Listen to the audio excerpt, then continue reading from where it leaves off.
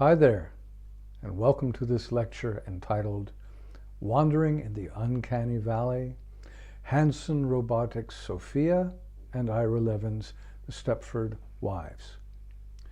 We will be using these two cultural examples of robots to help us bring on board the idea of the uncanny valley, which concerns the relationship between living human beings with human being-like machines, and the uncoded uncanny, which will be helpful to us later in our discussion of some literature. This week, primarily, we will be relatively theory light. I won't have much for you to read in that way, but I will be presenting these concepts for you in some detail in order to prime you for bringing them on board next week as you read the theoretical texts. My program for this lecture is a brief presentation of Sophia and her siblings, the robot Sophia, that is. And then I would like to embed the Stepford Wives in Ira Levin's career, at least mention two other of his thriller novels. Then I would like to go through some topical references with the Stepford Wives. If there is one thing which dates this novel, it is extremely contemporary. It mentions what's on television. It mentions what's in the stores. It mentions McDonald's Big Macs. It has this contemporary, for 1972, contemporary feel about it. And I think that your reading will be enriched if I'm allowed to inform you what some of these references refer to specifically. Next, a brief consideration of does Sophie pass the Turing test? Actually, I believe I have removed that, but you'll get to that. You already know about the Turing test from Ex Machina, and you'll be discussing this in depth in your seminars. Then we get to the real meat of the situation, discussing some quotations out of the Stepford Wives. And then I will take you not too quickly through the notion of the uncanny, which was given to us by psychologist Sigmund Freud, and then a Japanese theoretician named Mori, his concept of what is called the uncanny valley. You'll be reading his article on this topic next week. And then the time has come for me to mention this element that I had on the very first talk I gave, when I gave it live, about the encoded uncanny. You will be reading the article in which I have invented this paradigm, but I thought it would be helpful to go through and give just a few examples to kind of get your head around it, and then I will relate the encoded uncanny to some passages in the Stepford Wives. So, let's get started. Hanson Robotics' Sophia, I think I've misspelled her name there. Sophia was born on the 14th of February, 2016. And ask yourself if the date February 14th means anything to you. Well, if you're young and you're in love, you may recognize this as St. Valentine's Day, the day that we can send secret messages to those we secretly admire and tell them that we like them. So I find it unusual curious and interesting that Hanson Robotics' Sophia, an obviously female gendered robot, was born on St. Valentine's Day. Now, it's been some years since this has happened, and her family has increased. She has a brother, Hans, who to me doesn't come out as congenially, but perhaps has to do with personal taste. But also, Sophia has a little sister called Little Sophia, which has as its main goal to teach children that I guess robots aren't all that scary. It's kind of like a talking doll, which in and of itself, once upon a time, was probably quite scary.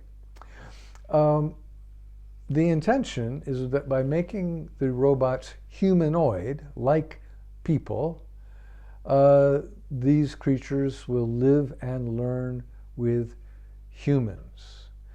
And it is the learning about and learning with humans which is particularly interesting here. They are not independent minds. They are embodied, situated intelligences.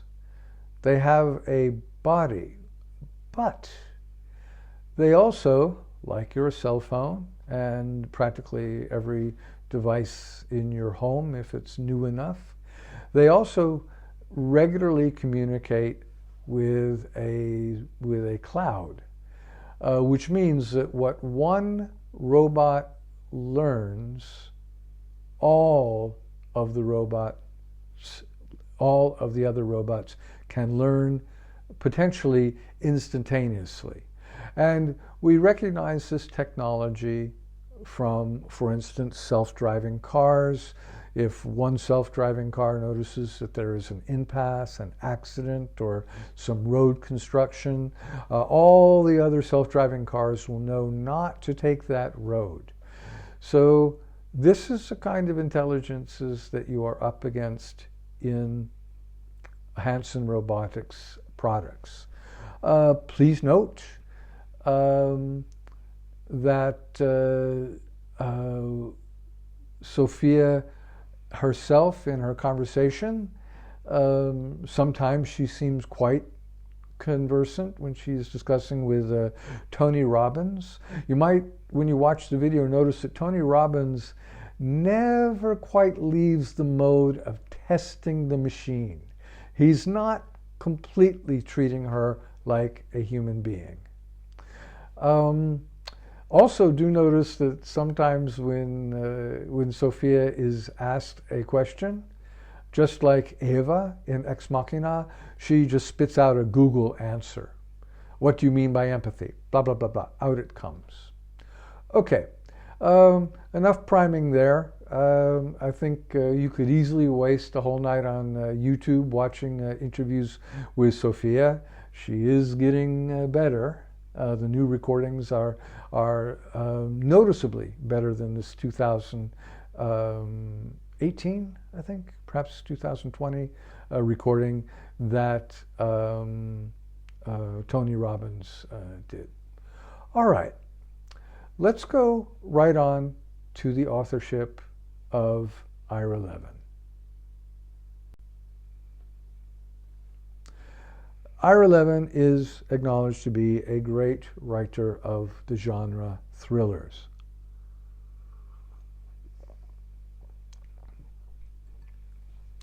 Thrillers, in some measure, are designed to scare us. In 1967, he wrote a supernatural thriller. He also wrote a sequel to it. But the first one was Rosemary's Baby. And in this one, a human subject endures being possessed by old Beelzebub himself, the devil or Satan. Not just possessed, she actually has his child. And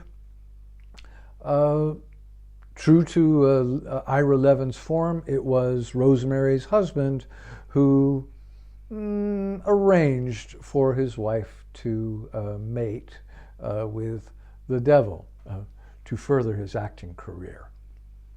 Then, 1972, The Stepford Wives, in which, spoiler alert, a human subject, Joanna, is kind of turned into a robot, or at least converted into something like it, by and with the permission and blessing of her husband.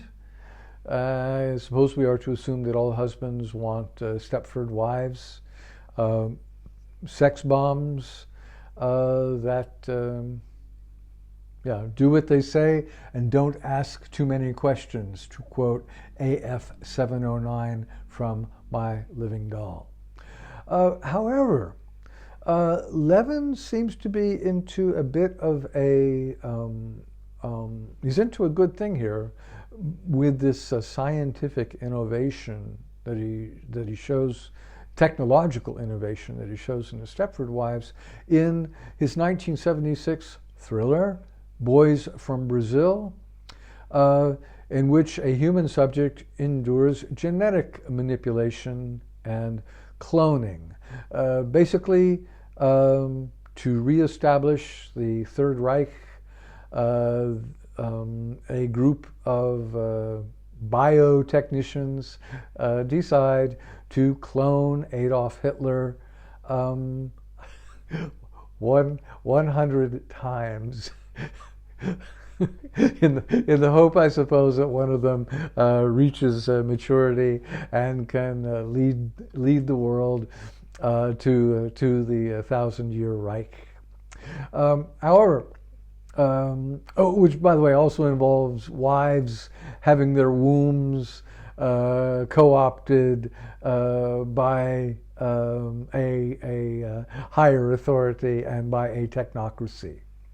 So in each of these, we have warped families, and in each of these, Ira Levin is dealing with the uncanny. Is this a real human being, or is this not? Now, we'll get to the uncanny a little later, and you'll see why I say Ira Levin's fillers are moving toward what I call the encoded, uncanny. Okay, let us start with the people occupying our imagination as we read The Stepford Wives. You will notice that this is a kind of a feminist-orientated novel. You have Joanna and you have Bobby. And both of these are women with kind of male names, particularly Bobby, short for Robert. Joanna shortens to Joe. Also, the men in this novel, they're not particularly masculine, and they have kind of wimpy names. Now, if your name happens to be Walter, Dave, or Herb, please accept my apologies. My point is, in the United States in 1972, these names were, with the possible exception of Dave, these names did not exactly ring the testosterone bells.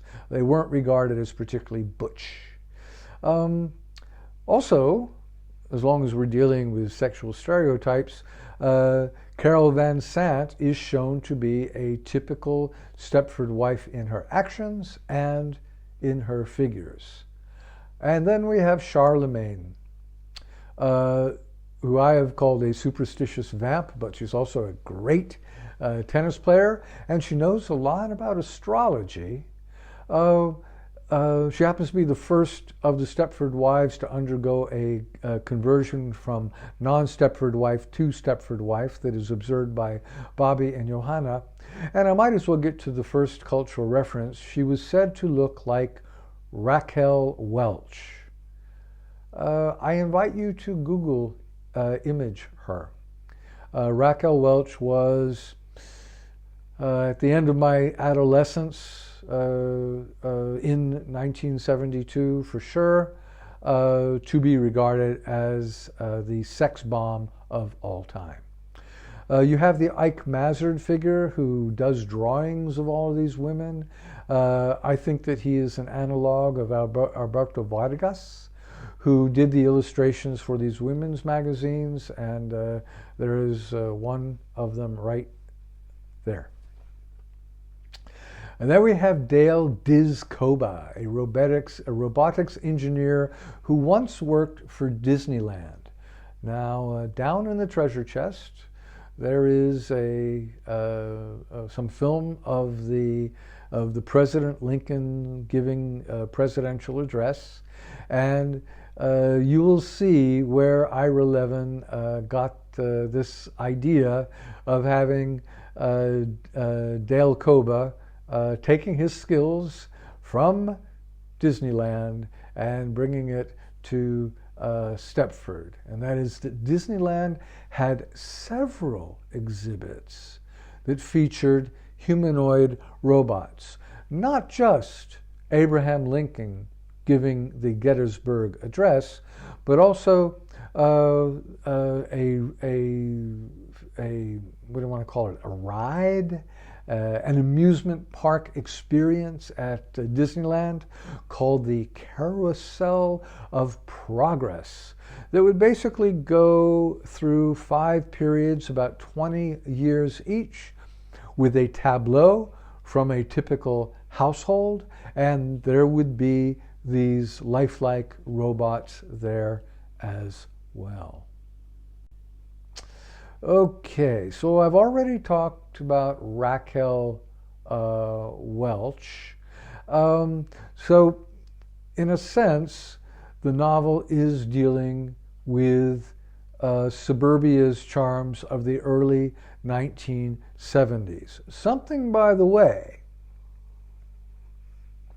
that Ira Levin very cannily knew his major reading audience would be quite familiar with, because the market for thrillers, as they're called, was women stay-at-home wives.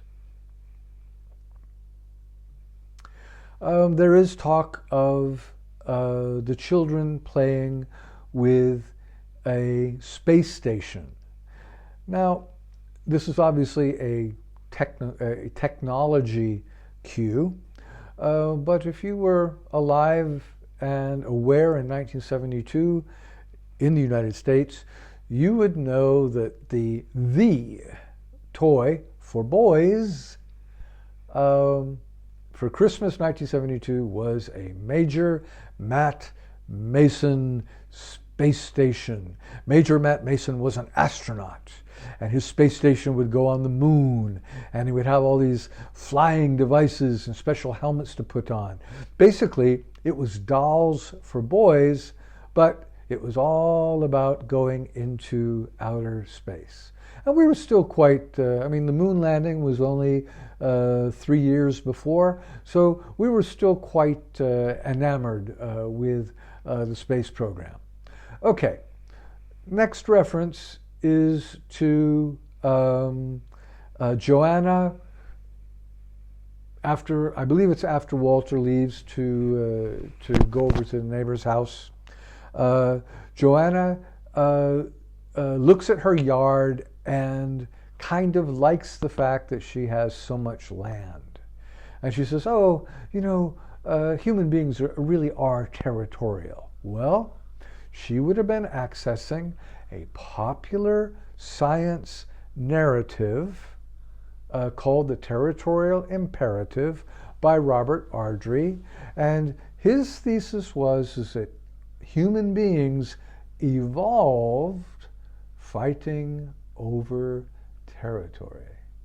And the better you fought, the more territory you got.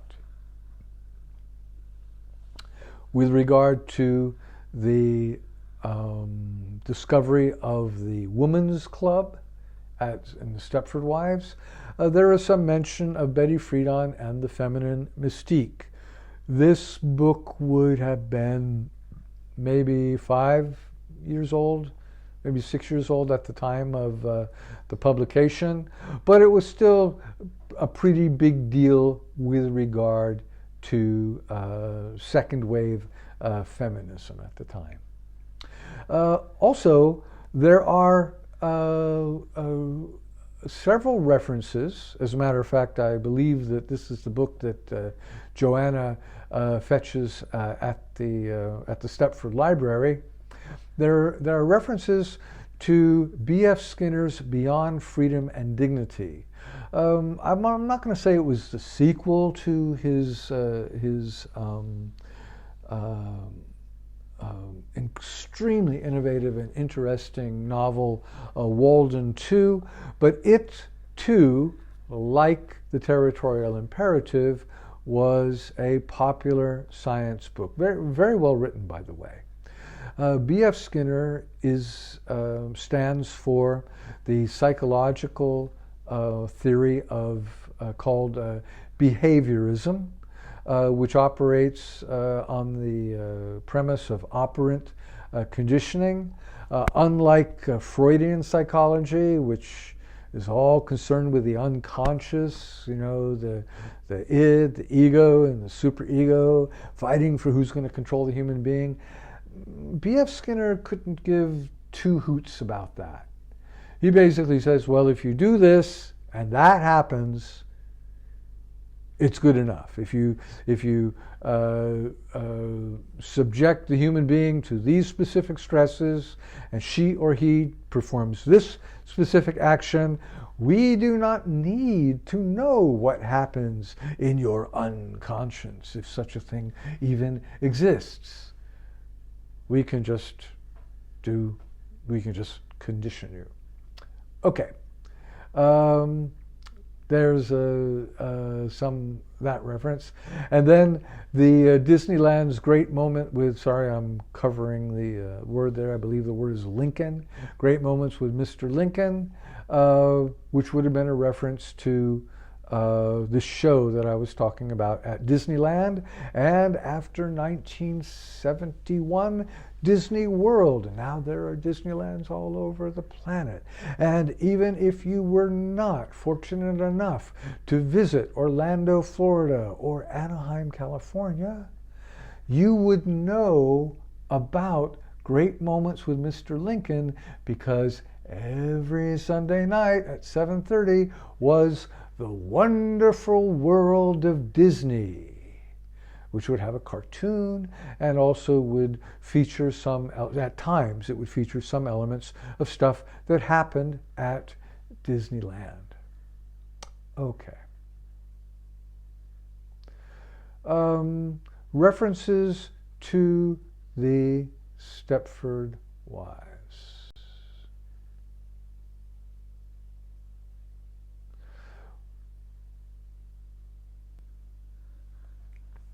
Okay, I'm going to pause a lot because I'm going to want to go to specific pages and share some episodes with you.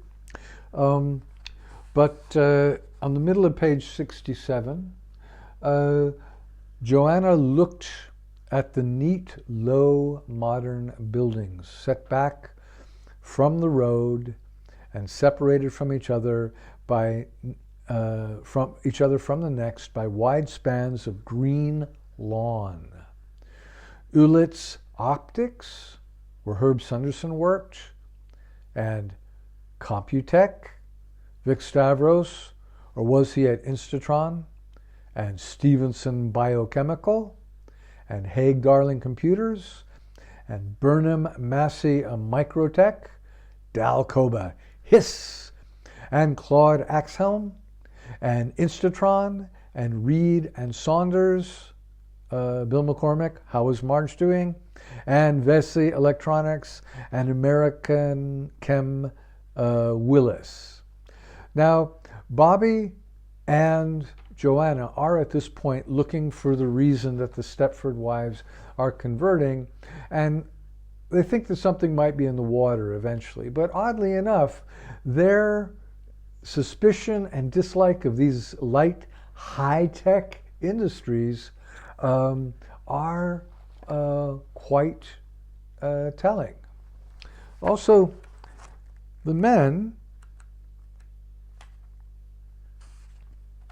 are, when the men's association is formed,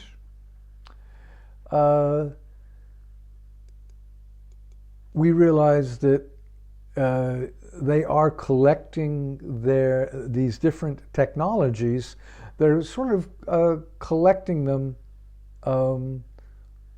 together, which is enough to make us suspicious that maybe something actually is going on at the men's club. So Mr. Koba says, I'm in the page 111, about 10 or 11 lines down, the purpose of the association, Mr. Koba says, is strictly social, poker, man talk, and the pooling of information on crafts and hobbies. Well, you could say that again. You might note at the end of that paragraph there is someone called Martin I. Vienid as one of the other members. That will certainly bring to mind Norbert Weiner, I think. And this is not the only intertextual reference that Levin bakes into this novel. Also, on page 69 and page 107, we have references to these presidential figures I spoke of earlier at Disneyland. And one of the most interesting elements is Dale Koba setting up a creche, which is a Christmas nativity scene. So it's Christmas time. And it's kind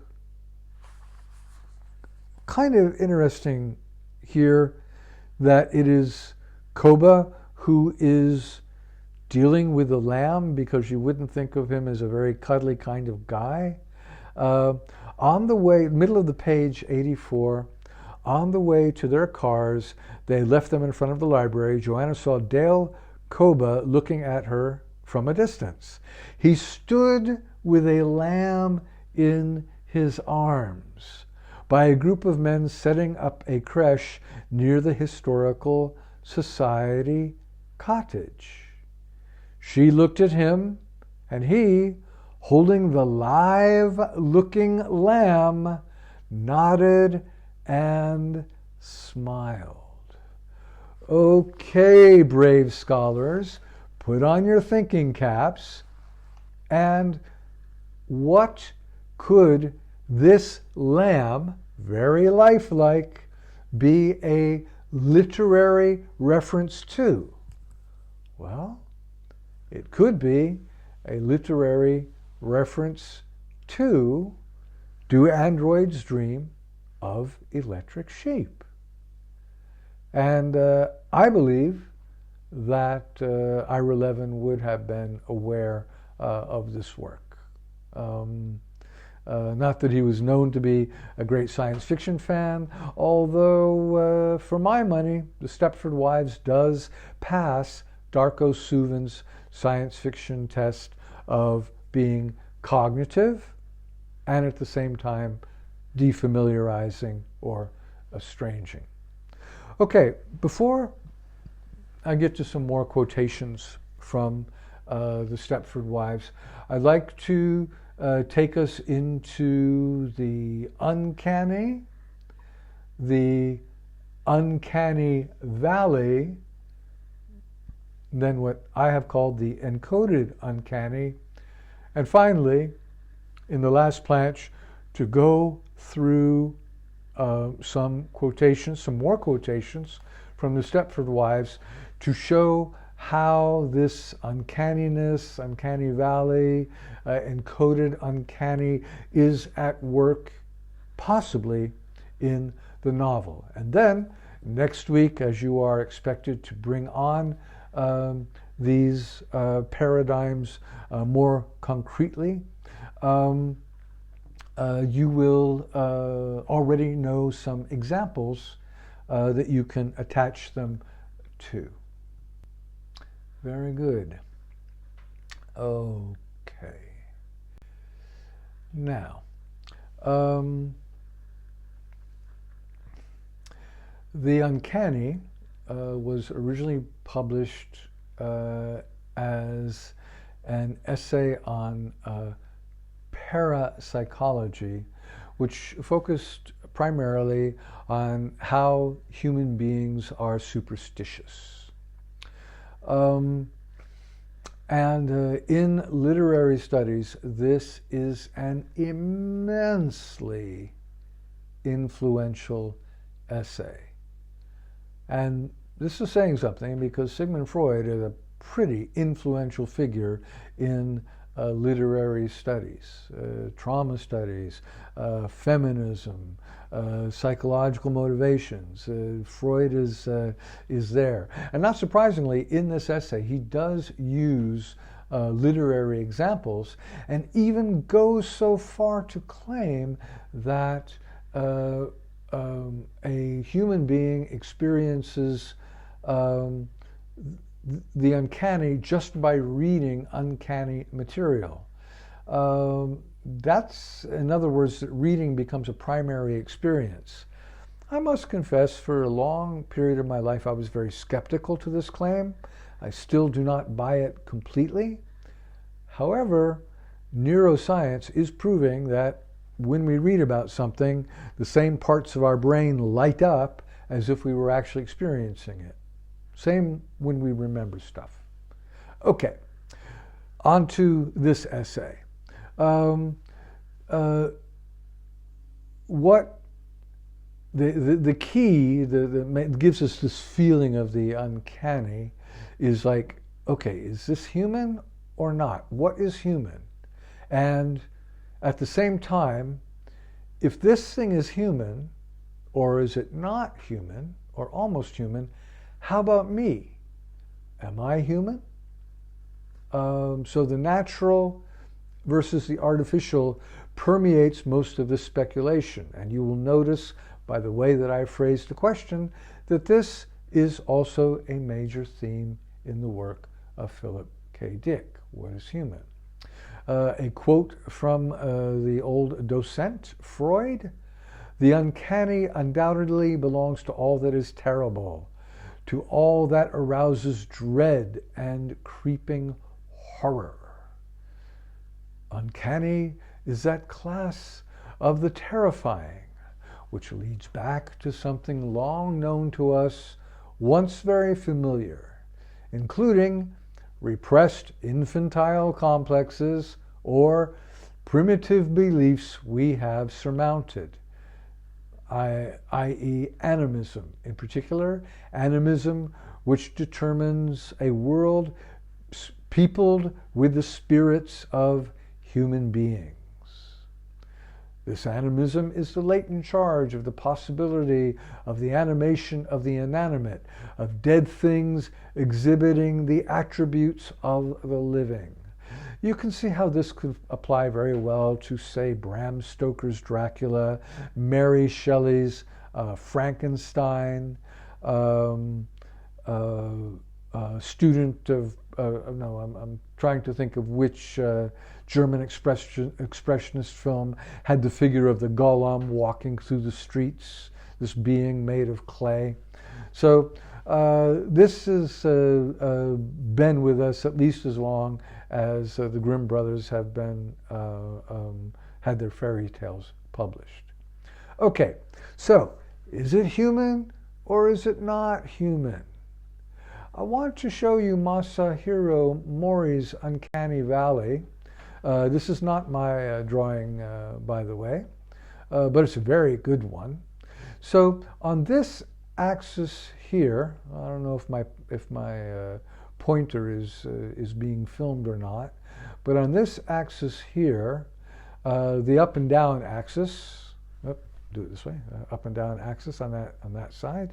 The higher it is, the more it looks like a human, and the more we like it.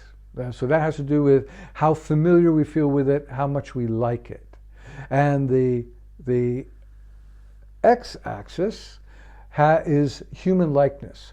So what we see happening is that if you get to, like a robot dog, oh, that's cute, but it's not much like a human, so I like it. And then we keep moving up. It's looking more like a human, and I'm liking it more and more.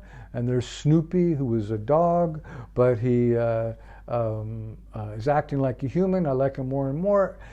Or there's this doll, and it's becoming more. Each doll I get is more human, and I like it more and more. But suddenly, it gets too close to being human. And when it's very human-like, but you can tell that it is not human, we do not like it at all. And that is the fall in the graph. That is the fall into what is called the uncanny valley. The example that Maury is going to use in the article I'm going to ask you to read for next week deals with whether or not an artificial hand is really a hand. And he uses that when we realize it's not a human hand, even though it looks like one, then we're grossed out. We are pushed away from it. Okay, that's the uncanny valley in a nutshell. Okay, so there is the uncanny, which belongs to all that is horrible and terrible and scary. And I have included a basic definition of it in Captain Mike's Treasure Chest, along with Sigmund Freud's original article, if you are so inclined to read it. And we have the uncanny valley, that as items become more human-like, we like them more and more and more and more until they're almost human, and then we don't like them very much at all. And then if they're totally human, then whoosh, we like them again, as much as we like humans. So that's the uncanny and the uncanny valley in a nutshell. And I reviewed that just now because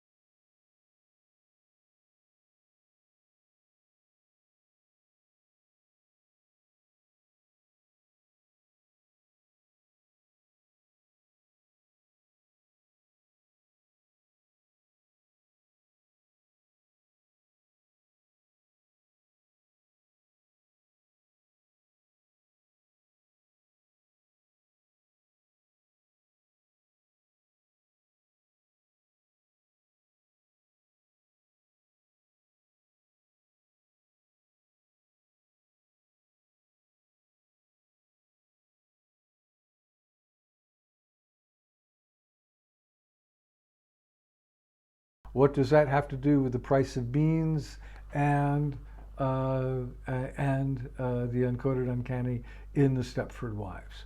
Well, okay, remember that the uncanny is triggered by a doubt about the humanness in a being or in oneself. Remember that the uncanny valley is by the way, this is a very important paradigm because it's used in robotics. It is used in CGI, like Avatar, the movie Avatar, and it's used a lot in video games because you don't want to weird out your customers too much if you want them to spend money for a film or if you want them to buy a console video game. Okay, so uncanny valley.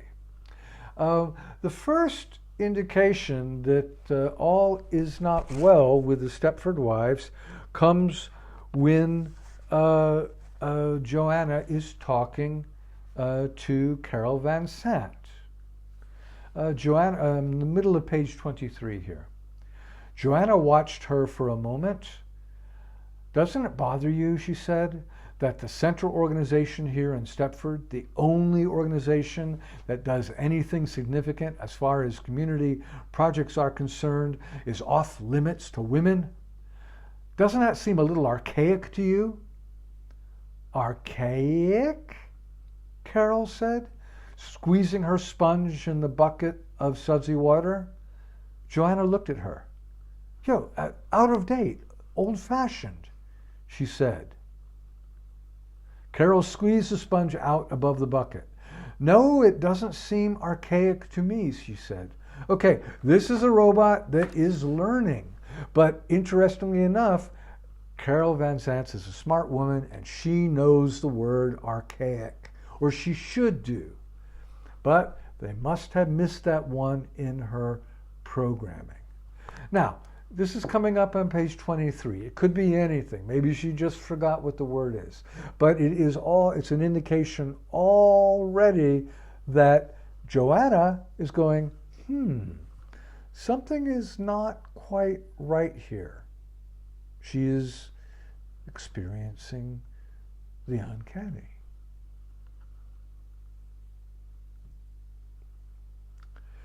Yeah. My personal favorite, actually. There's something about they want to get Kit to join to come and do something. And then she says, "The kids are over at Gary's and Donna's," she said. "I'm doing Marge McCormick's wash. She's got a bug of some kind and can barely move today." "Oh, that's a shame," Joanna said. Now, Joanna doesn't catch this. And we do say of people when they catch a cold, "Oh, I just got a bug." Oh, we did get a virus. We did get a bug. And yet, when our computers don't work, we say that they have a bug, right? And when Marge McCormick had a bug, she could barely move. So her programming screwed up and she is paralyzed. I guess she has to be taken to the Men's Association to be repaired. So we, the reader, are now seeing another indication of the employment of the encoded uncanny, at the very least as a literary feature. Okay, and then Joanna, who you will recall is very good at making slogans, comes up with, "They never stop, these Stepford wives. They work like robots all their lives." And here we have the punchline. If she only knew how close she was. But we, as the reader, have already been prepared to go, maybe that's what's happening. Also, and I'll go through the rest of the examples kind of quickly because I'm moving on to 50 minutes here. Okay, to refresh your memory, Charlemagne goes away for a romantic weekend with her husband, and she comes back and tears up her tennis court. and decides to be a very good wife for her husband. Maybe she'll even put on the rubber suit. Who knows? Bobby goes away with her husband for a romantic getaway, and when she comes back, Walter actually does not want to kiss Bobby on the cheek. So he at least is experiencing this uncanny valley phenomena as an indication of what I call the encoded uncanny. And also, Bobby had seemed different. She moved more slowly too. Programming is not quite used to the body yet, and of course she picks up her house and is much more conscientious and enjoys cleaning products more. Okay, and then we get to Mr. Cornell at the pharmacy, and bear in mind, speaking of technologies, Joanna thinks something's going on and she wants to move out of Stepford. And what do they give her? Well, they give her the same stuff they would give someone in Norway. A bottle full of pills. Oh, yeah, you'll feel so much better. So she's going to get these pills, and there's Mrs. McConnell filling the prescription for Joanna, and she starts seeing through her as a robot. So she is either going full-blown psychotic, or she's actually becoming aware. But either way, she is experiencing this, she's having this uncanny experience. She's falling down into the uncanny valley. We could say, is suffering from the encoded uncanny.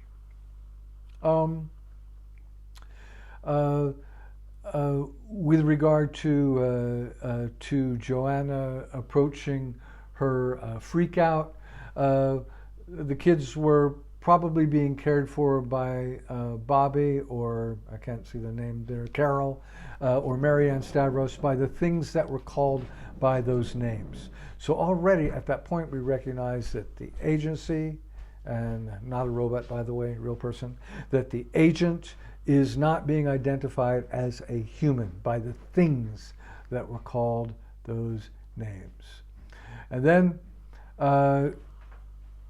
again, Joanna, recognizing her friend, beautiful, bosomy Bobby, but not a robot. And then it is intriguing, at the moment that Joanna is convinced that the robot Bobby is the real Bobby, that becomes the moment of her capture and her ultimate demise. And we find Joanna happily shopping, putting her cans of tuna fish in her shopping basket with perfect, disciplined, robotic order. She too has become a Stepford wife. All right, ladies and gentlemen, I thank you for your kind attention. I hope you got something out of this lecture, and I really look forward to our discussion whenever that may be. Bye for now.